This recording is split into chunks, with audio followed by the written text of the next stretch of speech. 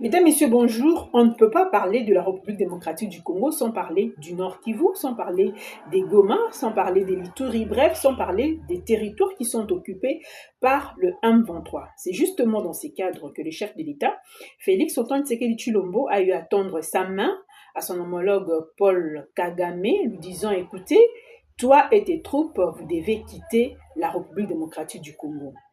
C'était un dernier avertissement. Et aujourd'hui, nous voyons que ces derniers avertissements, ils ont fait ça déjà fruit. Puisque les FARDC sont déterminés comme un seul homme pour bouter hors le sol congolais les ennemis de la République démocratique du Congo. Puisque si on est vraiment congolais, on ne peut pas être fier pendant que le chef de l'État, qui a été élu, et qu'il n'arrive pas à diriger la République démocratique du Congo dans son ensemble, puisque certains territoires sont occupés par les M23.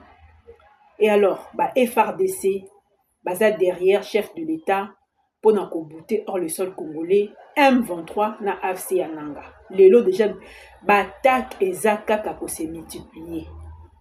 FARDC, ils ont toujours quoi attaquer M23. FARDC, ils ont toujours quoi attaquer M23 avec la dernière énergie. Et je crois dans les jours à venir, Goma et qu'on la récupérer. Goma et qu'on la récupérer et qu'on la diriger par Félix Antoine Tshisekedi Tshilombo, comme a toujours été le cas.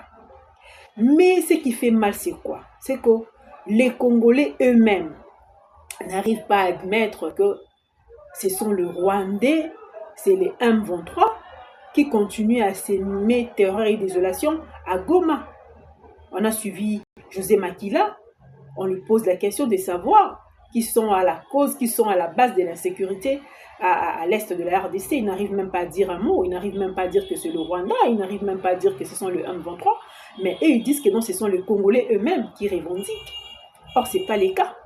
Ceux qui déjà, politiciens à Bisso, ils n'arrivent pas à dire clairement, à condamner clairement ce qui se passe à l'est de la République démocratique du Congo. Comment est-ce qu'on peut déclarer la guerre au Rwanda? Puisque l'objectif ultime, c'est de déclarer guerre si ça ne marche pas. Mais ceux qui déjà congolais, politiciens à Bisso, ils n'arrivent pas à pointer du doigt au Rwanda. Comment est-ce que la communauté internationale peut accepter qu'il y ait que la guerre soit déclarée? Puisque pour que la guerre soit déclarée au Rwanda, c'est tout un processus. Il faut que la communauté internationale bandima et puis 2 chambres réunies en congrès déclarer guerre. Donc, c'est ça vraiment les nœuds du problème.